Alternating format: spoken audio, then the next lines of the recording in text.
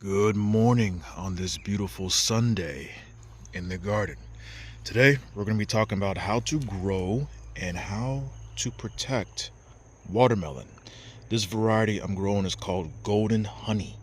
I'm going to show you the breakdown of how to grow effective watermelon and how to protect them effectively. Let's go. Now, with watermelon, you want to first start off with the best variety for your location. I'd say you want to start off with a variety that has a short harvest window from seed to fruit, such as Crimson Sweet or even Sugar Baby. From then you could evolve into figuring out the rest of the plan for your garden. Now, when you first start off, you want to start your watermelons in seed trays such as this. Bring it on the inside for about 6 to 8 days until you have true leaves. Once you have that, then you can bring it out outside and place it into a bed. Now, this is a watermelon plant right here that I have going. I've had this for about a month and a half or so, and it's this variety right here. The Honey Golden is actually one of my favorites. It's so sweet and actually fairly easy to grow within about 85 days or so. Now, remember, watermelons are heavy feeders. So when you first start off with the actual plant, they like fertilizer that's balanced. So like a 444 or 555 NPK rating. So that's how you start these things off. Once they start blooming, as you can see right here, I have flowers going on them.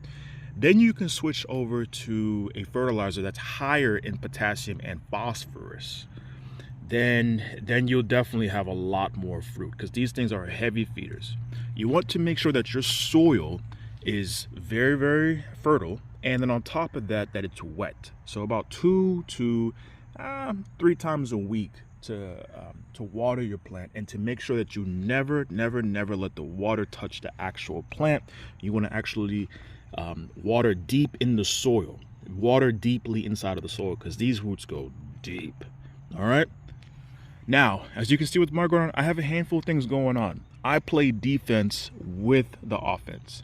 So I have marigolds protecting my garden and basil to protect the actual watermelon, because it's not only you that likes to eat this. Other animals and bugs will love to take a chomp out of your watermelon.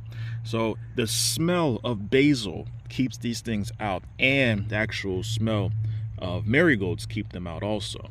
So that's how I do it. I plant basil and marigolds all around, and I even go as far as planting green onions.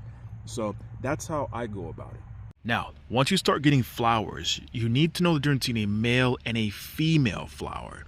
And how you can tell is that this one does not have any fruit on the bottom end of the petal, so hence it's a male.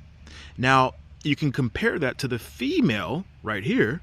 Here is the female flower, and how you can tell is that it has the fruit end of the watermelon on the bottom end of the petals with the flower on the top. And what you'll end up doing is placing the pollen from the male into the female, and I'm going to show you in a second how to do that. Now, as you can see, this is the male flower right here. I took off the petals and just have the pollen itself. And this right here is the female flower in itself. Remember, as you can tell, it has the fruit on the bottom and the flower on the top. Now, what I'm going to do is that I'm going to open up the petals of the female flower right here and just insert it. As you can see, the pollen is already on my finger. I'm just going to insert it right here on the female end and just spin. Make it full of pollen. Flood it with pollen right here. And this right here will fertilize and get us a nice, huge watermelon. Now, in nature, you would actually have the bees and other insects that would do this for you.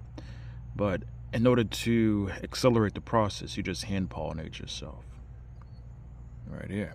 Now, the way to avoid all this is to get seedless varieties that are parthenocarpic, which means that they are self-fertile, such as Belmont, Triple Crown, and Eclipse. Now, what all these have in common is that they are self-fertile and they only produce female flowers. They will fertilize themselves and will take out the portion that you have to hand pollinate and bend down, break your back for you to fertilize some watermelons.